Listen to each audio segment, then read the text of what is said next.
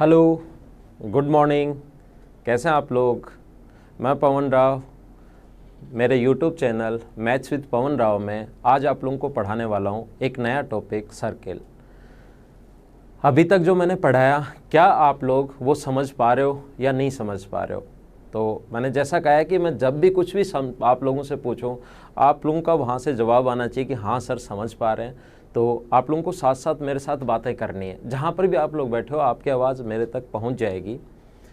मैं आप लोगों को अभी तक इस वीडियो तक पूरा ट्रायंगल पढ़ा चुका हूँ, क्वाड्रिलेटरल पढ़ा चुका हूँ, और मैं आप लोगों को लाइन, एंगल के बारे में और पॉलीगन्स के बारे में कंप्लीट समझा चुका हूँ। तो हम लोग आज की क्लास में शुरुआत कर रहे हैं सर्किल या वृत्त की। आज का जो पॉइंट होगा,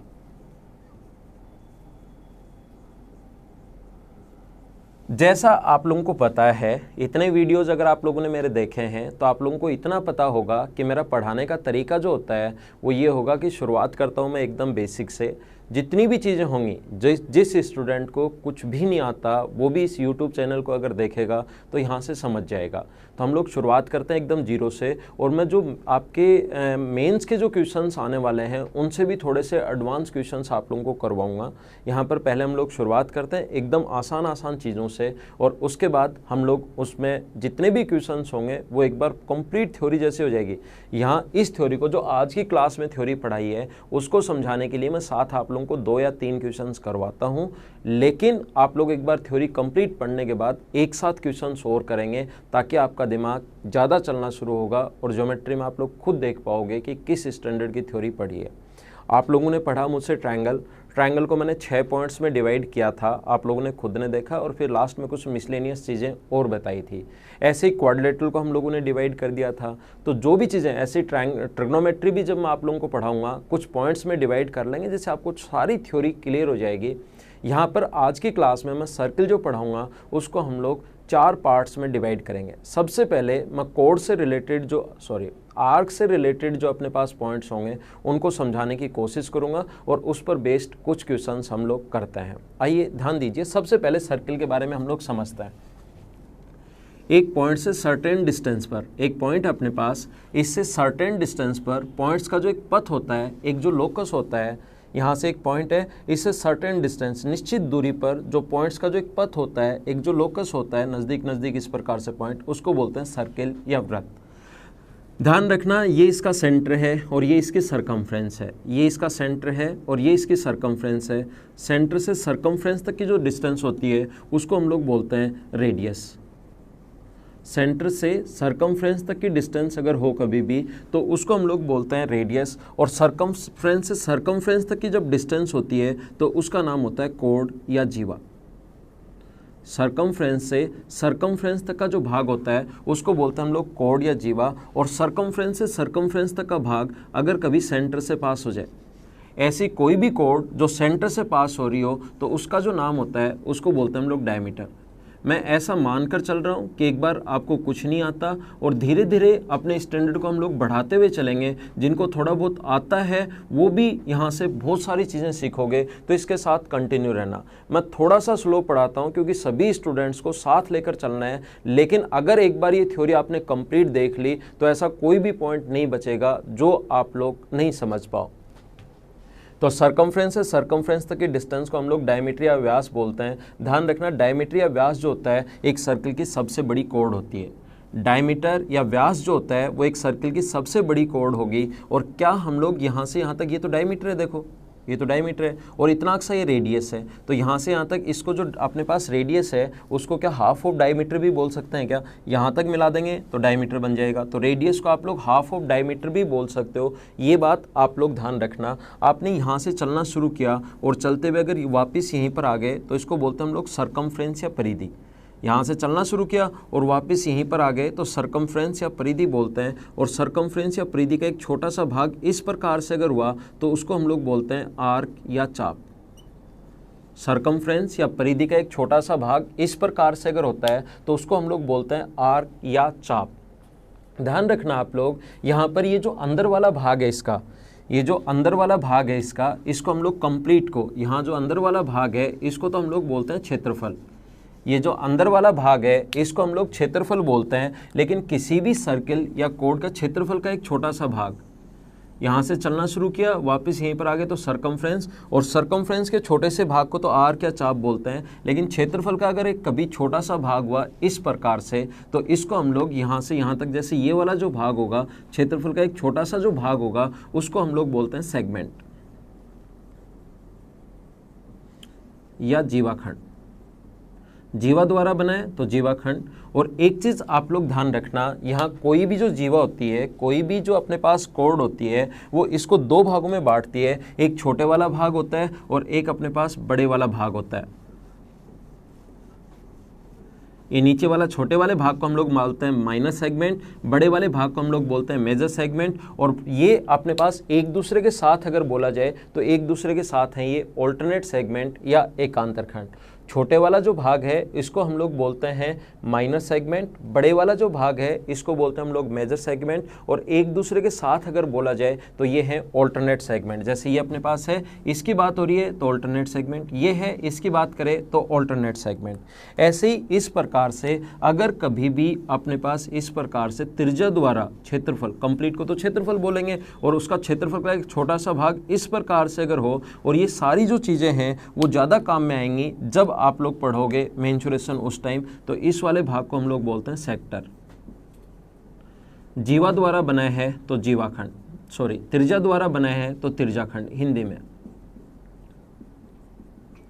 कभी कभार अपने पास ओनली खंड ही नाम आ जाता है कि वृत्त का खंड, तो वृत्त का खंड ये भी वृत्त का खंड ही है और ये भी वृत्त का खंड ही है। ध्यान रखना आप लोग, दोनोत वृत्त के खंड ही हैं। ये भी अपने पास इस प्रकार से आ जाए कभी भी तो ये भी वृत्त का एक खंड ही है, ऐसे भी हो सकता है। तो फिर हमें देखना है वृत्त खंड अगर नाम कभी आ गया तो फिर हम लोगों को खुद को चेक करना है, वहाँ पर देखना है कि इसकी बात हो रही है या इसकी बात हो रही है। हिंदी में कभी कभार ओनली वृत्त खंड भी नाम आ जाता है, ये बात आप लोग ध्यान रखना। सबसे पहले मैंने आप लोगों के इसके बेसिक्स क्लियर करने के लिए कुछ पॉइंट बताए। अब हम लोग समझते हैं इसकी ज्योमेट्री के बारे में, और ज्योमेट्री में मैं आपको 2 या 3 थ्योरम बताकर उन पर बेस 2-3 क्वेश्चन करवाऊंगा ताकि आपकी थ्योरी कंप्लीट हो और अच्छे से सोल्व हो।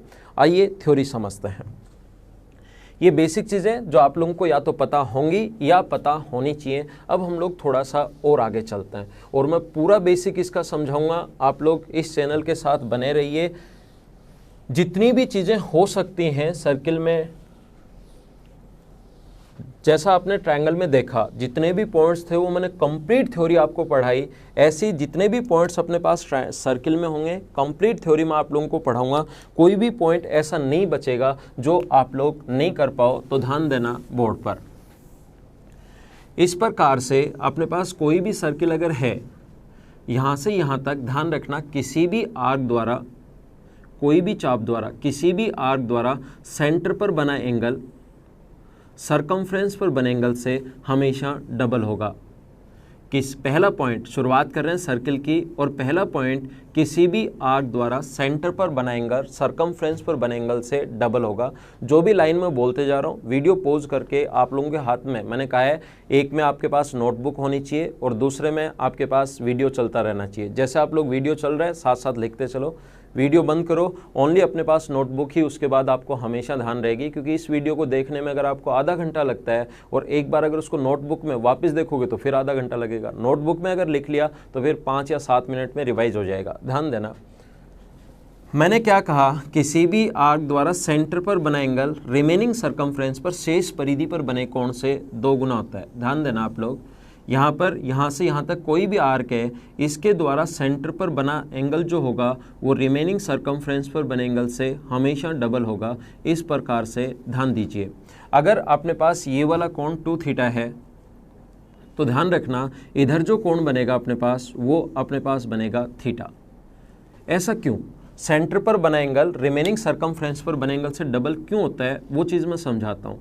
आपको मेरा पढ़ाने का तरीका पता होगा, मैं हमेशा और हमेशा आप लोगों को हर चीज़ का क्यों बताता हूँ। अगर आपका बेसिक क्लियर हुआ तो आपको मैथ्स में इंटरेस्ट तो बढ़ेगा ही बढ़ेगा, साथ ही आपका कॉन्फिडेंस भी बढ़ेगा। इंटरेस्ट बढ़ेगा, कॉन्फिडेंस बढ़ेगा, क्वेश्चंस अपने आप सोल्व होंगे। देखिए सेंटर पर बना एंगल रिमेनिंग सरकमफ्रेंस पर बने एंगल से डबल क्यों हुआ मैं समझाता हूँ। याद रखना, ये ओ से ए तक ओ से बी तक और ओ से सी तक एक सर्कल की सभी रेडियस हमेशा बराबर होती हैं। एक वृत्त की सभी त्रिज्याएं जो होंगी वो हमेशा बराबर होंगी। एक सर्कल की सभी रेडियस इक्वल होती हैं। तो इसके सामने का एंगल, एक और ट्रायंगल में आपको याद होगा यदि दो साइड बराबर हैं तो उसके सामने का एंगल, इसके सामने का एंगल ये और इसके सामने का एंगल ये इक्वल होना है। ऐसे ही एक ट्रायंगल की दो साइड अगर इक्वल है, इधर भी रेडियस है ओ बी बराबर ओ सी, क्योंकि रेडियस है तो इसके सामने का एंगल, ये वाला एंगल अगर y है तो ये वाला एंगल भी y होगा।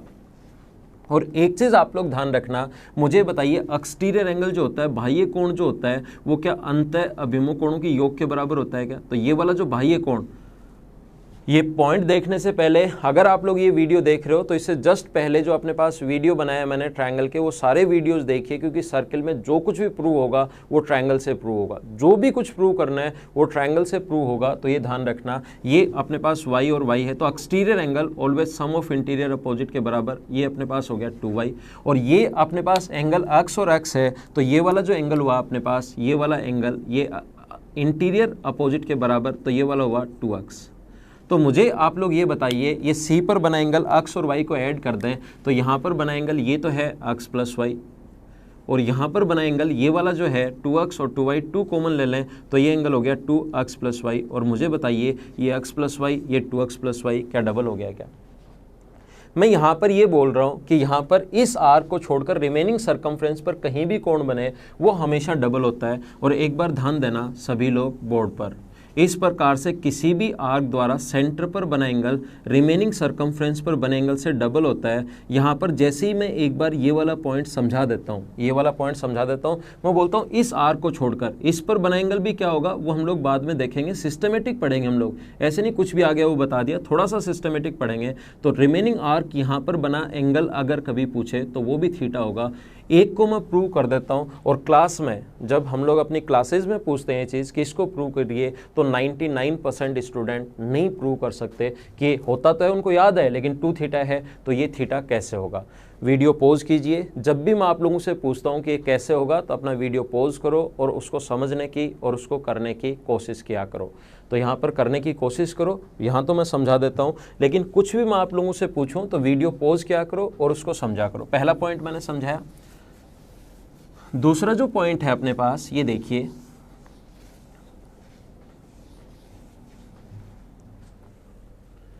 इस प्रकार से इसको कैसे करोगे आप लोग, मैं समझाता हूं। आप लोग 2 थीटा कैसे आए ये देखिए, किसी भी आर्क द्वारा ये यहां से यहां तक कोई भी आर्क है, ये वाला कोण अगर 2 थीटा है तो ये वाला कोण थीटा कैसे होगा, ये सेंटर मान लो, और ये वाला कोण थीटा कैसे होगा ये हमें प्रूव करना है।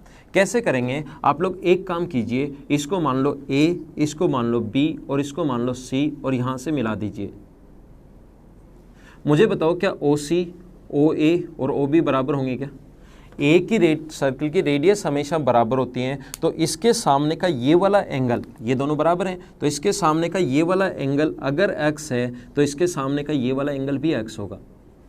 जो भी प्रॉब्लम हमारी क्लासेज में आती हैं, जब स्टूडेंट से हम लोग क्वेश्चंस पूछते हैं और जो नहीं कर पाते, वो सारे क्वेश्चंस मैं इस YouTube चैनल पर आप लोगों को बताने वाला हूं, आपको सिखाने वाला हूं।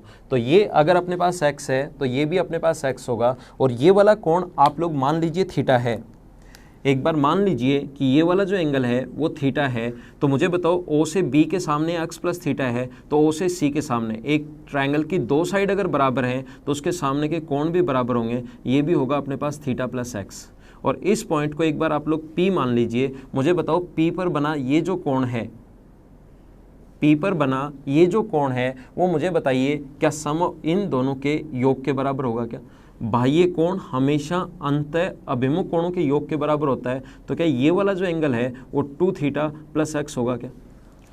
एक्सटीरियर एंगल बहुत बार समझा चुका हूँ, PCB में exterior angle sum of interior opposite के बराबर होगा या नहीं होगा? ये थीटा है, ये थीटा है, ये x है, तो ये 2 थीटा प्लस x है। और इस वाले एंगल को एक बार समझने के लिए आप लोग y मान लीजिए, और मुझे बताइए इस ट्रायंगल POA में फिर से एक्सटीरियर एंगल जो होगा वो क्या अंतः अभिमुख कोणों के योग के बराबर होगा? तो मुझे बताइए x प्लस वाई, यहाँ से exterior angle sum of interior x plus y बराबर होगा किसके, 2 थीटा प्लस अक्स के बराबर होगा। यहाँ से अक्स कट जाएगा और मुझे बताइए वाई का मान क्या 2 थीटा के बराबर आ गया है क्या। यही हमें प्रूव करना था कि ये कौन थीटा है तो ये वाई का मान 2 थीटा आ गया, या ये 2 थीटा है तो ये थीटा होगा। तो इस चीज़ को ध्यान रखना इंपॉर्टेंट है कि किसी भी आर्क द्वारा सेंटर पर बना एंगल रिमेनिंग सर्कमफ्रेंस पर कहीं भी कोण बने उनसे हमेशा डबल होता है। पहला पॉइंट किसी भी आर्क द्वारा, और दोनों कंडीशन में मैंने समझा दिया। इस पर बना एंगल क्या होगा तो बताऊंगा मैं आपको, लेकिन दोनों कंडीशन मैंने आप लोगों को समझा दी हैं। आगे चलते हैं,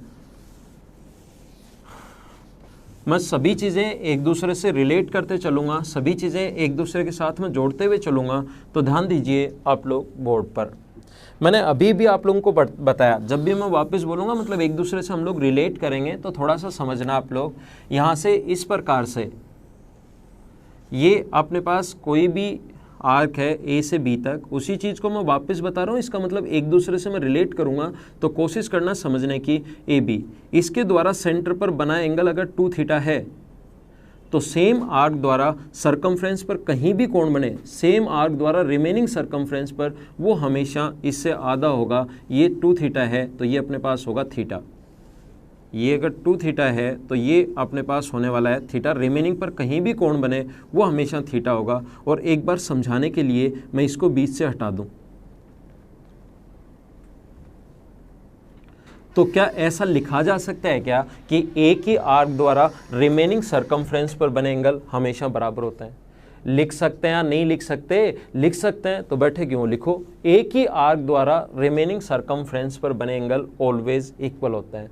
ध्यान रखना, एसएससी जैसे 10th की बुक में लिखा हुआ है वैसे क्वेश्चंस नहीं देता आजकल, उनसे जस्ट उल्टे क्वेश्चन देता है। दूसरा पॉइंट, एक ही आर्क, पहला पॉइंट मैं बता चुका हूं। दूसरा पॉइंट, एक ही आर्क द्वारा रिमेनिंग सरकमफ्रेंस पर बने एंगल ऑलवेज इक्वल होंगे। एक ही चाप द्वारा शेष परिधि पर बने कोण बराबर होता है। क्वेश्चन ऐसे आएगा, याद रखना ये वाला पॉइंट, ऐसे ध्यान रखना।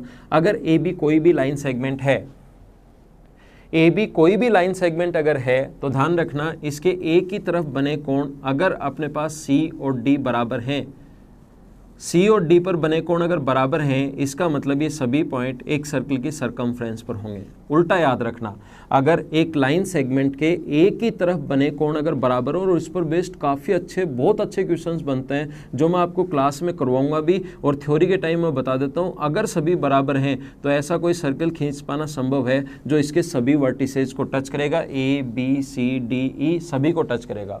एक लाइन सेगमेंट के एक ही तरफ बने कोण अगर बराबर हैं, इसका मतलब सभी पॉइंट सर्कल की सरकमफ्रेंस पर होंगे। इसी का उल्टा है, अगर एक ही आर्क द्वारा रिमेनिंग सरकमफ्रेंस पर बने कोण हैं तो वो सभी बराबर होंगे। दूसरा पॉइंट, आगे चलते हैं। तीसरा पॉइंट मैं फिर समझाता हूं, ध्यान दीजिए बोर्ड पर।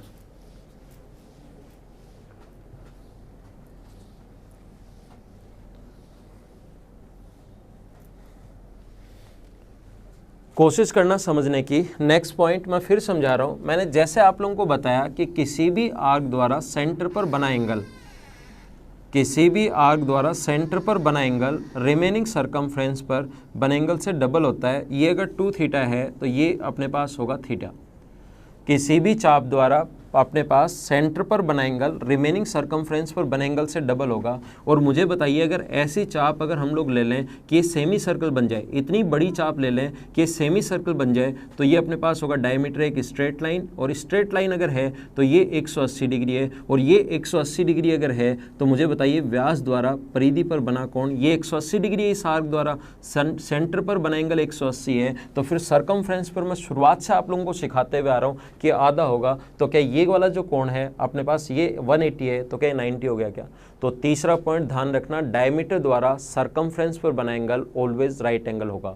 व्यास द्वारा, दोनों लैंग्वेज में हम लोग लेकर चलते हैं क्वेश्चंस को ताकि आपको अच्छे से समझ में आए और सभी स्टूडेंट समझ पाओ। तो हिंदी और इंग्लिश की कोई भी प्रॉब्लम नहीं आएगी। डायमीटर द्वारा सरकमफ्रेंस पर कहीं भी एंगल बने वो हमेशा राइट एंगल होगा। व्यास द्वारा परिधि पर बना कोण हमेशा, व्यास द्वारा परिधि पर बना कोण हमेशा राइट एंगल होता है। ये बात आप लोग ध्यान रखना। डायमीटर द्वारा सरकमफ्रेंस पर बना एंगल ऑलवेज राइट एंगल होगा। तीसरा पॉइंट देखिए, ये जो तीसरा पॉइंट है इसके लिए मैं आपको ट्रायंगल में पहले भी समझा चुका हूँ। ये जो थर्ड पॉइंट है, व्यास द्वारा परिधि पर कहीं भी कोण बने वो समकोण होगा। ये चीज़ें मैं ट्रायंगल में आप लोगों को पहले भी समझा चुका हूँ। याद रखना, मैंने ऐसे बताया था कि यहाँ पर ये डायग्राम तो ऐसे है कि डायमीटर द्वारा सरकमफ्रेंस पर बना एंगल राइट एंगल होगा। क्या मैंने राइट एंगल ट्रायंगल पढ़ाते टाइम ऐसा बताया था क्या? अगर आपको याद हो, राइट एंगल ट्रायंगल पढ़ाते टाइम ऐसा मैंने बताया होगा कि इस प्रकार से अगर राइट एंगल ट्रायंगल हो तो सरकम सेंटर हमेशा हाइपोटेनस के मिड पॉइंट पर बनता है। यहाँ से यहाँ तक की दूरी, ये डिस्टेंस और ये डिस्टेंस हमेशा बराबर होगी। तो ये भी रेडियस है, ये भी रेडियस है और ये भी रेडियस है, तीनों हमेशा इक्वल होंगे। तो रेडियस होने के कारण बराबर, ये राइट एंगल ट्रायंगल में मैं आप लोगों को समझा चुका हूँ। और इस पर बेस्ड काफ़ी सारे, अगर मेरी वो वीडियोज़ आपने देखी हैं तो इस पर बेस्ड मैंने काफ़ी सारे क्वेश्चंस भी करवाए थे। उसको आप लोग एक बार वहाँ पर देख लेना कि एसएससी किस किस टाइप के क्वेश्चंस पूछता है, वो वहाँ पर मैंने समझाया था। जैसे इस प्रकार से क्वेश्चन आ जाएगा, ये आप लोग ध्यान रखना कि आइसोसेलेस ट्रायंगल है कोई भी, समद्विबाहु त्रिभुज है ए बी और सी, बी को आगे बढ़ाया डी तक जो इनके बराबर है, तो सी पर बना एंगल बताओ। तो ये तीनों अगर बराबर हो गए, ये और ये तीनों अगर एक स्ट्रेट लाइन है, ये तीनों बराबर हो गए, तो यहाँ पर बना एंगल हमेशा कितना डिग्री होगा? 90 डिग्री होगा। ऐसे छोटे छोटे और आसान आसान क्वेश्चंस एसएससी पूछता है। तो मैंने 3 पॉइंट आप लोगों को समझाए। जब भी मैं इसको मिटाऊंगा तब तक हम लोग, मैं आपको रिवाइज करवा दूंगा ताकि आपके याद रहे कि ए की आर्क द्वारा रिमेनिंग सरकमफ्रेंस पर बने एंगल बराबर होते हैं, सेंटर पर बना एंगल रिमेनिंग सरकमफ्रेंस पर बने एंगल से डबल होता है, और डायमीटर द्वारा, व्यास द्वारा परिधि पर बना कोण समकोण होता है। ये 3 पॉइंट मैंने आप लोगों को समझाने की कोशिश की। देखिए, इन पर बेस्ड कुछ अच्छे क्वेश्चंस मैं आप लोगों को करवाता हूँ। बहुत अच्छा क्वेश्चन करने की कोशिश करना पहले खुद, उसके बाद मैं आप लोगों को करवाऊँगा। इस प्रकार से है, 2 सर्किल जो एक दूसरे के सेंटर से पास हो रहे हैं। बहुत अच्छा क्वेश्चन, कोशिश करना करने की। 2 सर्किल हैं जो एक दूसरे के सेंटर से पास हो रहे हैं, ये और ये 2 सर्किल जो एक दूसरे के सेंटर से पास हो रहे हैं। यहाँ से एक लाइन खींची हम लोगों ने, यहाँ से एक लाइन खींची, ये मान लो एक दूसरे को कर रहे हैं ए तथा बी पर इंटरसेक्ट। बी से एक लाइन खींची जो पहले वाले सर्किल को तो काट रहा है मान लो सी पर, और दूसरे को काट रहा है मान लीजिए डी पर। सी से डी की length of C D equals to 8 centimetre है। Then find the area of triangle D A C. Then find the area of triangle D A C. मैं एक बार फिर बोलता हूं क्वेश्चन ध्यान से सुनना आप लोग। 2 सर्किल एक दूसरे के सेंटर से पास हो रहे हैं। इसका सेंटर ये मान लो यहाँ पर है O1 और इसका सेंटर ये मान लो O2। 2 सर्किल एक दूसरे के सेंटर से पास हो रहे हैं। पहली बात, एक दूसरे को ए तथा बी पर इंटरसेक्ट करते हैं। बी से खींची गई एक लाइन जो पहले को काट रही है सी पर और दूसरे को काट रही है डी पर। डायग्राम भी क्वेश्चन में दिया हुआ है। सी से डी तक की वैल्यू अगर 8 सेंटीमीटर है, then find the area of triangle D A C. हम लोगों को फाइंड करना है, find the area of triangle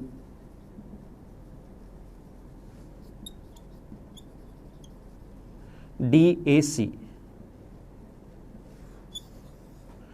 video pause कीजिए और करने की कोशिश करो। बहुत अच्छा क्वेश्चन, और जो 3 पॉइंट मैंने अभी भी आप लोगों को समझाए हैं उस पर बेस्ड क्वेश्चन ही है। तो वीडियो पॉज कीजिए और इसको करने की कोशिश कीजिए। मैं समझाता हूँ। देखिए, कोशिश करना सभी लोग, ध्यान देना, कोशिश करना समझने की। बहुत अच्छा क्वेश्चन, और आप लोग समझ जाओगे अगर थोड़ा सा दिमाग लगाते हो तो।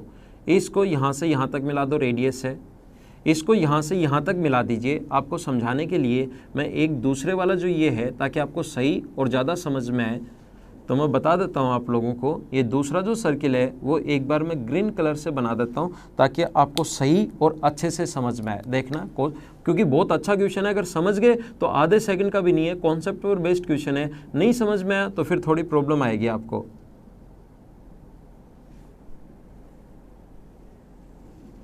ये मैंने ग्रीन से दिखाया है पहला। यहाँ से यहाँ तक की दूरी अपने पास इसकी रेडियस है। ये ब्लैक वाला जो यहाँ से यहाँ तक, जिसको मैं रेड में ही दिखा रहा हूँ, इसका सेंटर, ब्लैक वाले का सेंटर O1 है और यहाँ से यहाँ तक की जो रेडियस है वो भी अपने पास R होगी। और ग्रीन वाले की रेडियस यहाँ से यहाँ तक, ग्रीन का सेंटर ये है O2 और यहाँ से यहाँ तक ग्रीन की जो रेडियस होगी वो भी R होगी, क्योंकि एक दूसरे के सेंटर से पास हो रहे हैं। तो ये भी R, ये भी R, तो ये भी R, R, R, यहाँ पर इक्विलेटरल ट्रायंगल बन गया। तो इक्विलेटरल ट्रायंगल का प्रत्येक कोण होता है 60 डिग्री, इक्विलेटरल ट्रायंगल का प्रत्येक कोण 60 डिग्री और इक्विलेटरल ट्रायंगल का प्रत्येक कोण 60 डिग्री। जब ऐसे ही बी पॉइंट को भी आप लोग मिलाओगे, और इस पर बेस्ड क्वेश्चन भी एसएससी ने पूछा है, जो मैं आपको मेंसुरेशन में पढ़ाऊंगा, ये मेंसुरेशन का पार्ट में पढ़ाऊंगा। तो ये वाला कोण अगर 60 डिग्री है तो ये वाला कोण भी 60 डिग्री होगा और ये वाला कोण भी 60 डिग्री होगा। देखो, अब कोशिश करना आप लोग सभी लोग समझने की, सभी लोग ध्यान दीजिए। मुझे ये बताइए, इस ग्रीन वाला जो ये अपने पास सर्किल है, ये ग्रीन वाला जो सर्किल है अपने पास, ये वाला ग्रीन वाले सर्किल में ये वाला कोण यहाँ पर इस आर्क द्वारा बना एंगल अगर 120 डिग्री है, तो सेम आर्क द्वारा अपने पास सरकमफ्रेंस पर बना एंगल, ये अगर ग्रीन पर 120 डिग्री है तो सेम आर्क द्वारा यहाँ पर बना एंगल ये भी क्या 120 होगा क्या? ध्यान देना, इस आर्क द्वारा, बहुत इंपॉर्टेंट क्वेश्चन है। अगर आप लोग समझ पाए तो इसके द्वारा सेंटर पर बना एंगल अगर 120 डिग्री है तो सेम आर्क द्वारा मुझे ये बताइए बना एंगल क्या यहाँ भी 120 डिग्री होगा क्या? हाँ ना, कुछ तो बताओ। ये अपने पास 120 डिग्री, अगर अपने पास ये 120 डिग्री है तो ये भी 120 डिग्री होगा, और ये 120 डिग्री है तो ऊपर वाला ये क्या 60 डिग्री होना है क्या? ऐसे ही अब आप लोग अगर ब्लैक वाले की मैं बात करूं, ब्लैक वाला जो अपने पास ये है यहाँ से यहाँ तक, ब्लैक वाले की अगर हम बात करें, ब्लैक वाले का सेंटर ये अपने पास है, ग्रीन वाले की तो सरकमफ्रेंस की बात की, सरकमफ्रेंस पर बना एंगल ये अगर है तो सेम आर्क द्वारा सरकमफ्रेंस पर बना एंगल ये भी अपने पास उतना ही होगा, और इधर वाला ये अगर 120 हुआ तो ये इधर वाला अपने पास होगा 60 डिग्री। और ऐसे ही अगर मैं ब्लैक वाले की बात करूं, सेंटर पर बना एंगल ये अगर 120 डिग्री है तो सरकमफ्रेंस पर बना एंगल इधर जो होगा वो आधा हो जाएगा क्या, 60 डिग्री हो जाएगा क्या? ये 60 है, ये 60 है, तो ट्रायंगल का तीसरा एंगल भी 60, इक्विलेटरल ट्रायंगल बन गया। और इक्विलेटरल ट्रायंगल की एक साइड अगर आपको दी हुई है तो एरिया का फॉर्मूला आप लोगों को याद होना चाहिए, क्योंकि आप लोग मेंस की तैयारी कर रहे हो। √3/4 इंटू साइड स्क्वायर, 8 का स्क्वायर कर देंगे, सोल्व करते ही अपने पास आंसर आ जाएगा। मुझे ये एरिया जो ये जो पढ़ाऊंगा वो तो मेंसुरेशन में मैं बता दूंगा, लेकिन मेरा काम यहाँ पर ये नहीं है कि ये कैसे आया, एरिया का फॉर्मूला कैसे आया। मेरा काम था कि ये इक्विलेटरल ट्रायंगल कैसे बना, वो आप लोगों को समझाने के लिए। बहुत अच्छा क्वेश्चन है, 2 मार्कर 3 मार्कर से मैंने इसीलिए समझाया ताकि आपको थोड़ा सा सही समझ में आए, और आप लोगों को अगर नहीं समझ में आए तो 2 बार 3 बार 4 बार 5 बार देखने की कोशिश करो। बहुत सारे कॉन्सेप्ट आपके क्लियर होंगे और आप लोग उस चीज़ को अच्छे से भी समझ पाओगे, और ये चीज़ें याद रहेंगी। अगर ये क्वेश्चंस कर लेते हो ना आप, तो ये चीज़ें याद रहेंगी कि सेम आर्क द्वारा सरकमफ्रेंस पर बना एंगल रिमेनिंग सरकमफ्रेंस पर बने एंगल से डबल होता है, और एक ही आर्क द्वारा परिधि पर बना कोण। तो यहाँ पर एक अपने पास ये 60 दोनों तरफ इक्विलेटरल ट्रायंगल बन गए। ग्रीन वाले की अगर मैं बात करूँ एक बार, इसको मिटाकर, जैसे इसको मिटा दिया जाए, ब्लैक वाले को मिटाई दूँ इधर से, ध्यान देना ये 120 कैसे आया। सिर्फ मैं ग्रीन वाले की बात करूं तो ग्रीन वाले के द्वारा यहाँ पर बना एंगल 120, तो सेम आर्क द्वारा सरकमफ्रेंस पर यहाँ पर भी 120, आगे बढ़ाया ये 120 तो ये 60। अब ब्लैक वाले की अगर बात की जाए ग्रीन वाले को मिटाकर, तो ये 160 अगर 120 अगर है, सेंटर पर बना एंगल 120 अगर है ब्लैक वाले के द्वारा यहाँ से यहाँ तक, इसके द्वारा सेंटर पर बना एंगल 120, तो सेम आर्क द्वारा, उसी आर्क द्वारा सरकमफ्रेंस पर बना एंगल आधा, और इक्विलेटरल ट्रायंगल बन गया। 2-3 बार देखो और करने की कोशिश करो आप लोग। एक क्वेश्चन और करवाता हूं मैं आपको ताकि ये कॉन्सेप्ट क्लियर हो।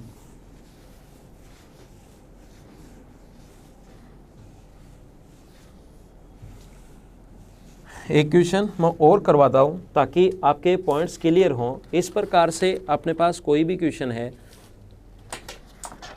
ध्यान देना,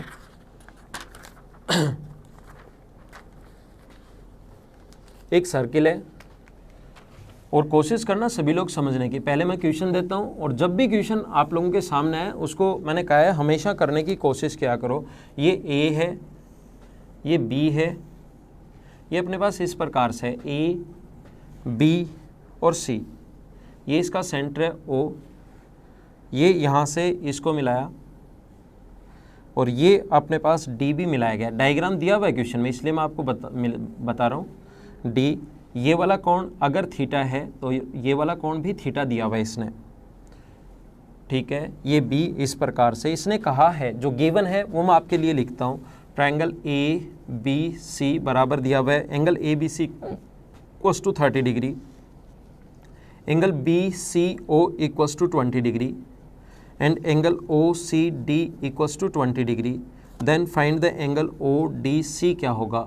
और ऑप्शन भी आपके लिए हैं, ऑप्शन है अपने पास 80 डिग्री, बी ऑप्शन है अपने पास 60 डिग्री, और सी ऑप्शन है 100 डिग्री, और डी ऑप्शन है 70 डिग्री। इस प्रकार से ये क्वेश्चन अपने पास है। और जैसे ये क्वेश्चन मैं क्लास में करवाता हूँ, पहले आप लोग करने की कोशिश करो, जैसे ही मैं आपको क्वेश्चन दूँ उसको करने की कोशिश किया करो। वीडियो को पॉज करो, क्योंकि यहाँ पर अपने पास इतना टाइम नहीं होता कि मैं इसको छोड़ दूँ कि चलो सोल्व करो फिर मैं करवाता हूँ। यहाँ पर आप लोगों को जब कोई भी क्वेश्चन मैं आपको दूँ तो आप लोग वीडियो को पॉज करके अपनी नोटबुक में उसको करने की कोशिश किया करो। अगर वो क्वेश्चन आपसे होता है आपका कॉन्फिडेंस बढ़ेगा, अगर वो क्वेश्चन आप नहीं कर पाते हो और यहाँ समझोगे तो फिर आप लोगों को ज़्यादा समझ में आएगा। तो ये चीज़ आप लोग ध्यान रखना, जब भी मैं बोलूँ करो तो आप लोग खुद करने की कोशिश किया करो।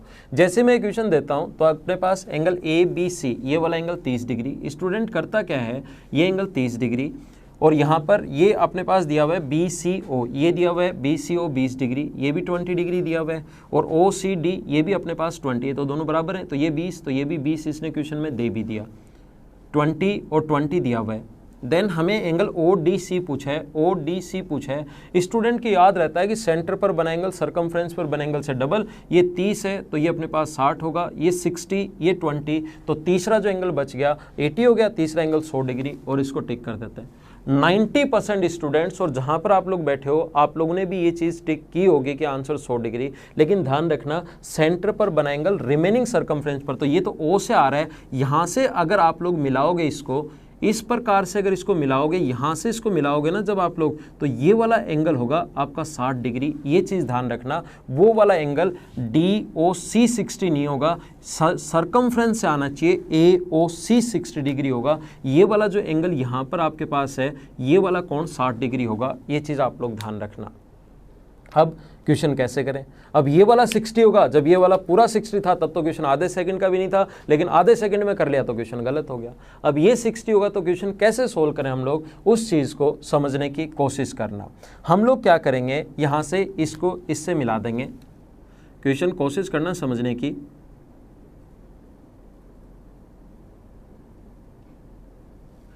इसको हम लोग इससे मिला देंगे, तो ध्यान देना अपने पास O से A तक और O से C तक बराबर होगा।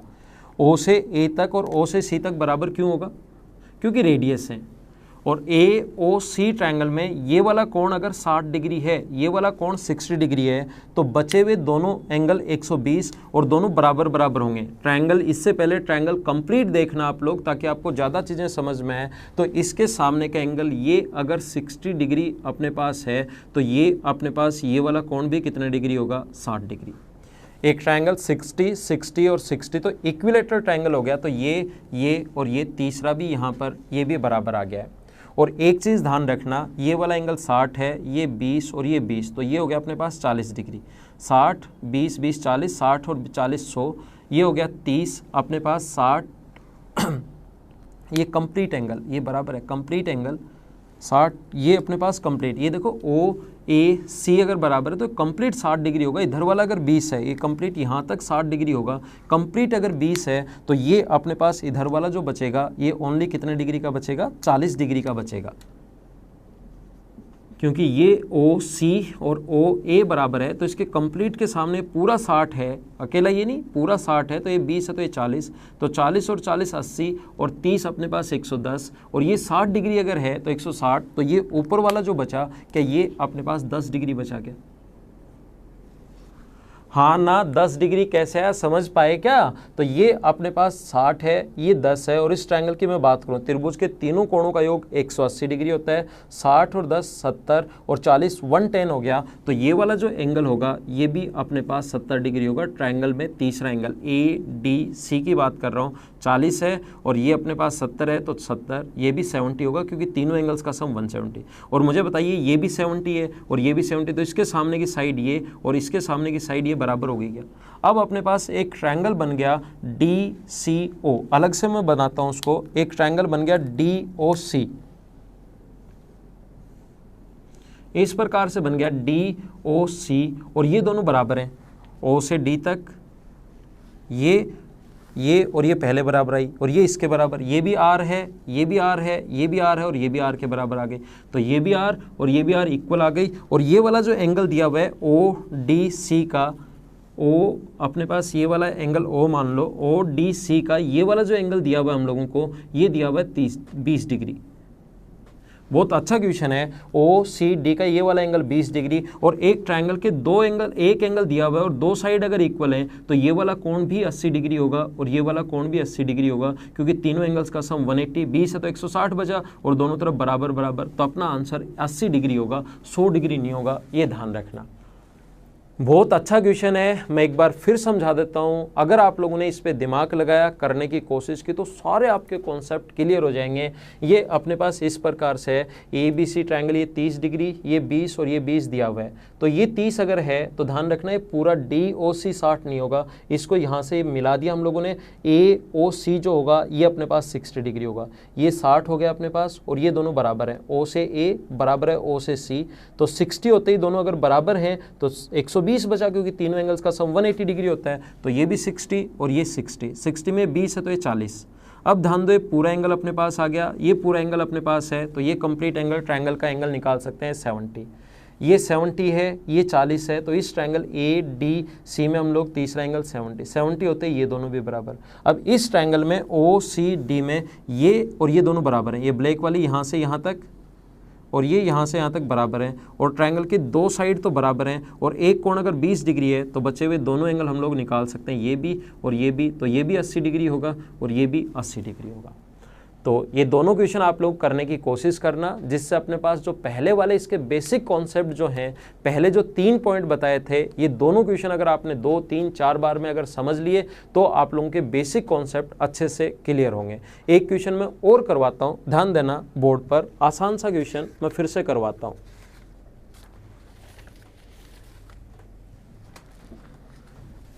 ये 2-3 क्वेश्चन ध्यान देना, थ्योरी पढ़ाने के बाद मैं कंप्लीट क्वेश्चंस तो आप लोगों को करवाऊंगा ही करवाऊंगा। जो एसएससी पूछता है या एसएससी के ऊपर के लेवल के जो क्वेश्चंस होते हैं, कैट के जो क्वेश्चंस होते हैं, वो भी मैं आपको सोल्व करवाऊंगा।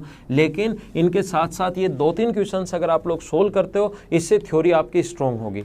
ऐसा कभी मत करना कि आप लोग एक थ्योरी पढ़ी और उस पर बेस सारे के सारे क्वेश्चंस आपने कर डाले, नहीं। क्वेश्चंस आपको कंप्लीट थ्योरी पढ़ने के बाद सभी क्वेश्चंस आपको एक साथ करने हैं। अगर अलग अलग क्वेश्चंस करोगे आप लोग तो फिर थ्योरी आप लोगों की अच्छे से क्लियर नहीं होगी। तो आप लोगों को करना क्या है, जैसे ही थ्योरी पढ़ो 2-3 क्वेश्चन कर लो ताकि वो पॉइंट आपके दिमाग में हमेशा सेट हो जाए। लेकिन ऐसा नहीं है कि वो पॉइंट पढ़ने के बाद उस पर बेस सारे के सारे क्वेश्चंस कर लिए और फिर उसको कभी आप लोग देखो ही नहीं। तो पहले हम लोग थ्योरी पढ़ते हैं कंप्लीट, उसको सोल्व करने के लिए 1-2 7 क्वेश्चंस करवाते चलूँगा। थ्योरी कंप्लीट होने के बाद बहुत सारे क्वेश्चंस हम लोग इस बोर्ड पर करेंगे। देखो, क्या आप लोग ये चीज़ें समझ पा रहे हो क्या? ये मुझे जब भी मैं आप लोगों से पूछूं समझ पा रहे हो या नहीं समझ पा रहे हो, तो आप लोग मेरे साथ बोला करो ताकि आप लोगों को ये चीज़ें सही समझ में आएंगी जब भी आप लोग देखते हो। इस पे हम लोग बहुत अच्छे अच्छे क्वेश्चंस, ये तो सिर्फ हम लोगों ने क्वेश्चंस की शुरुआत की है। एक आसान सा क्वेश्चन मैं करवाता हूँ। इस प्रकार से अपने पास दिया हुआ है और ई एंगल हम लोगों से, ये अपने पास एंगल दिया हुआ है 25 डिग्री और ये दोनों पैरेलल हैं, ए बी पैरेलल है सी डी के और ई पर बना एंगल पूछा है। ये पॉइंट बाहर ई है और यहाँ पर बना एंगल पूछा है। एकदम आसान क्वेश्चन है, सभी लोग कोशिश करना समझने की। मैं क्वेश्चन आप लोगों के लिए बोल देता हूँ। ए बी पैरेलल है सी डी के, ए बी और सी डी पैरेलल हैं और सी डी इसका डायमीटर भी है, सी डी डायमीटर है, ए बी पैरेलल है। ये वाला क्वेश्चन 25 डिग्री क्वेश्चन में गिवन है। मुझे बताइए, दो लाइन अगर पैरेलल हो, ये चीज़ मैं आपको क्लास में पढ़ा चुका हूँ, दो लाइन अगर पैरेलल हो तो मुझे बताइए ऑल्टरनेट एंगल, एकांतर कोण हमेशा बराबर होते हैं क्या? पॉइंट में पढ़ा चुका हूँ, दो लाइन पैरेलल हो तो ऑल्टरनेट एंगल बराबर होते हैं। तो ये अगर 25 है तो ये भी कितना होगा? इस आर्क द्वारा, ध्यान देना, इस आर्क द्वारा सरकमफ्रेंस पर बना एंगल 25 है, तो सेम आर्क द्वारा सेंटर पर बना एंगल, सेम आर्क द्वारा सेंटर पर बना एंगल क्या 50 होगा क्या? इस आर्क द्वारा सरकमफ्रेंस पर बना एंगल, इस चाप द्वारा परिधि पर बना कोण 25 है, तो सेम आर्क द्वारा सेंटर पर बना एंगल क्या 50 होगा क्या? और 50 और 50 ये 100 हुआ, तो ये वाला एंगल कितने डिग्री होगा? 80 डिग्री। और ये 80 डिग्री है सेंटर पर बना एंगल, तो सरकमफ्रेंस पर बना एंगल क्या 40 डिग्री होगा क्या? इस आर्क द्वारा सेंटर पर बना एंगल अगर 80 डिग्री है तो क्या परिधि पर बना कोण आधा होता है 40 डिग्री। ये अपना आंसर है। आसान क्वेश्चन। ये 25 है तो ये 25 होगा अल्टरनेट एंगल। इस आर्क द्वारा 25 तो सेंटर पर 50, 25 तो सेंटर पर 50, स्ट्रेट लाइन 180, ये 100 है तो 80 और 80 है तो ये 40। तो आज की क्लास में सिर्फ इतना ही। इस वीडियो को आप लोग अगर कम समझ में आया है या अच्छे से समझ में आ गया तो अच्छी बातें हैं। ये कोई क्वेश्चन अगर कम समझ में आए तो 2 या 3 बार कर आप लोग इसको वापस समझिए, इससे बहुत सारे कॉन्सेप्ट आपके क्लियर होंगे। तो अगले लेसन में फिर मिलते हैं, तब तक के लिए bye bye, take care, see you in the next lesson, thank you. से क्लियर नहीं होगी तो आप लोगों को करना क्या है, जैसे ही थ्योरी पढ़ो 2-3 क्वेश्चन कर लो ताकि वो पॉइंट आपके दिमाग में हमेशा सेट हो जाए। लेकिन ऐसा नहीं है कि वो पॉइंट पढ़ने के बाद उस पर बेस सारे के सारे क्वेश्चंस कर लिए और फिर उसको कभी आप लोग देखो ही नहीं। तो पहले हम लोग थ्योरी पढ़ते हैं कंप्लीट, उसको सोल्व करने के लिए 1-2 7 क्वेश्चंस करवाते चलूंगा। थ्योरी कंप्लीट होने के बाद बहुत सारे क्वेश्चंस हम लोग इस बोर्ड पर करेंगे। देखो, क्या आप लोग ये चीज़ें समझ पा रहे हो क्या? ये मुझे जब भी मैं आप लोगों से पूछूं समझ पा रहे हो या नहीं समझ पा रहे हो, तो आप लोग मेरे साथ बोला करो ताकि आप लोगों को ये चीज़ें सही समझ में आएंगी जब भी आप लोग देखते हो। इस पे हम लोग बहुत अच्छे अच्छे क्वेश्चंस, ये तो सिर्फ हम लोगों ने क्वेश्चंस की शुरुआत की है। एक आसान सा क्वेश्चन मैं करवाता हूँ। इस प्रकार से अपने पास दिया हुआ है और ई एंगल हम लोगों से, ये अपने पास एंगल दिया हुआ है 25 डिग्री और ये दोनों पैरेलल हैं। ए बी पैरेलल है सी डी के और ई पर बना एंगल पूछा है। ये पॉइंट बाहर ई है और यहाँ पर बना एंगल पूछा है। एकदम आसान क्वेश्चन है, सभी लोग कोशिश करना समझने की। मैं क्वेश्चन आप लोगों के लिए बोल देता हूँ। ए बी पैरेलल है सी डी के, ए बी और सी डी पैरेलल हैं और सी डी इसका डायमीटर भी है, सी डी डायमीटर है, ए बी पैरेलल है। ये वाला क्वेश्चन 25 डिग्री क्वेश्चन में गिवन है। मुझे बताइए 2 लाइन अगर पैरेलल हो, ये चीज़ मैं आपको क्लास में पढ़ा चुका हूँ। 2 लाइन अगर पैरेलल हो तो मुझे बताइए ऑल्टरनेट एंगल, एकांतर कोण हमेशा बराबर होते हैं क्या? पॉइंट में पढ़ा चुका हूँ, 2 लाइन पैरेलल हो तो ऑल्टरनेट एंगल बराबर होते हैं। तो ये अगर 25 है तो ये भी कितना होगा? इस आर्क द्वारा, ध्यान देना, इस आर्क द्वारा सरकमफ्रेंस पर बना एंगल 25 है, तो सेम आर्क द्वारा सेंटर पर बना एंगल, सेम आर्क द्वारा सेंटर पर बना एंगल क्या 50 होगा क्या? इस आर्क द्वारा सरकमफ्रेंस पर बना एंगल, इस चाप द्वारा परिधि पर बना कोण 25 है, तो सेम आर्क द्वारा सेंटर पर बना एंगल क्या 50 होगा क्या? और 50 और 50 ये 100 हुआ, तो ये वाला एंगल कितने डिग्री होगा? 80 डिग्री। और ये 80 डिग्री है सेंटर पर बना एंगल, तो सरकमफ्रेंस पर बना एंगल क्या 40 डिग्री होगा क्या? इस आर्क द्वारा सेंटर पर बना एंगल अगर 80 डिग्री है तो क्या परिधि पर बना कोण आधा होता है 40 डिग्री। ये अपना आंसर है। आसान क्वेश्चन। ये 25 है तो ये 25 होगा अल्टरनेट एंगल।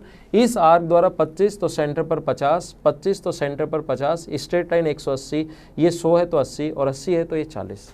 तो आज की क्लास में सिर्फ इतना ही। इस वीडियो को आप लोग अगर कम समझ में आया है या अच्छे से समझ में आ गया तो अच्छी बातें हैं। ये कोई क्वेश्चन अगर कम समझ में आए तो 2 या 3 बार कर आप लोग इसको वापस समझिए, इससे बहुत सारे कॉन्सेप्ट आपके क्लियर होंगे।